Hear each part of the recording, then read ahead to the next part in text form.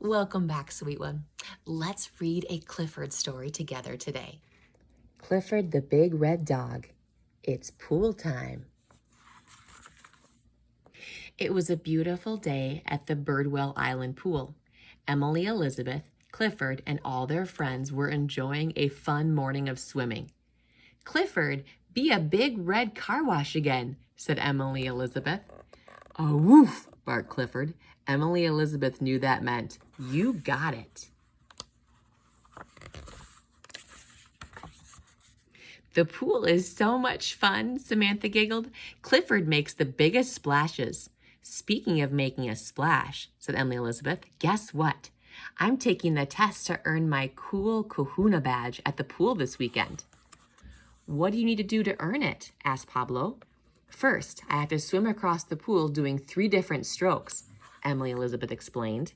"Then I have to swim all the way to the bottom of the deep end. And third, I have to jump off the high dive." "Wow," said Jack, impressed. "Can you do all that?" "I still need some practice before Saturday," Emily Elizabeth said, a little nervously.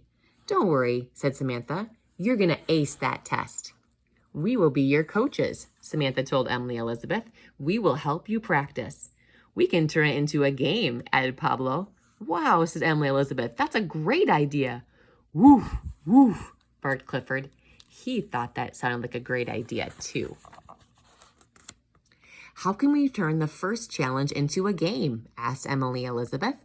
"We'll make it a race," said Samantha. "The first one to go back and forth across the pool using all 3 strokes wins."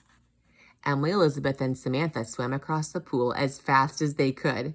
They used the breaststroke, the backstroke, and the freestyle stroke. It was hard work, but racing against one another was fun.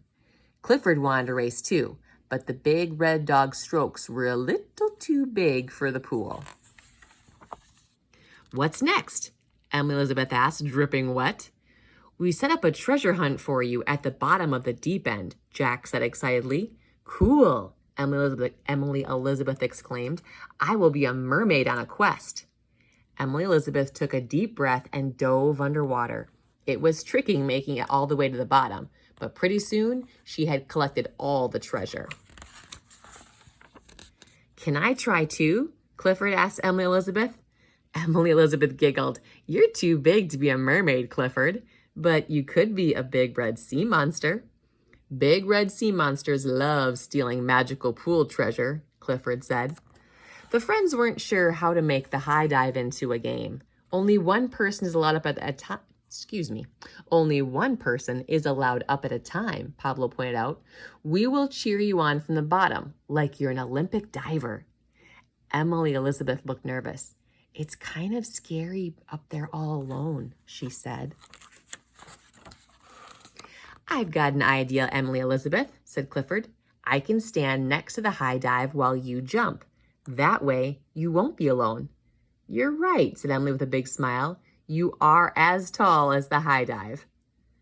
Now Emily Elizabeth could make her big splash. She was ready for the cool kahuna test. On Saturday, Emily Elizabeth lined up with the other kids who were hoping to earn their badges.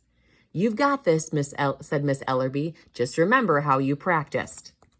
When it was Emily Elizabeth's turn, she jumped into the pool. She swam back and forth doing all 3 strokes with no problems at all. She was the first one to reach the bottom of the deep end. Emily Elizabeth was doing great. Finally, it was time for the last challenge, the high dive. But one of the ladder rungs had broken. "Oh dear," said Miss Ellerby. "The high dive is out of order. We will have to postpone the last part of the test." "I guess I won't be earning my badge today after all. But thank you for helping me practice and cheering me on," Emily Elizabeth told her friends. "Woof, woof," Clifford barked thoughtfully. "Emily Elizabeth, since I'm so tall, what if I was the high dive?" Emily Elizabeth's face lit up. "You're right, Clifford. You would be the best big red high dive of all." Emily Elizabeth raced to tell Mrs. Ellerby their idea. "The cool kahuna test is back on," Mrs. Ellerby cried. "Hooray!" everyone cheered. One by one, Clifford lifted each child carefully up onto his nose. Then they all jumped off. When it was Emily Elizabeth's turn, she gave Clifford a big hug. "You're the best friend ever, Clifford," she said. Then she jumped off too.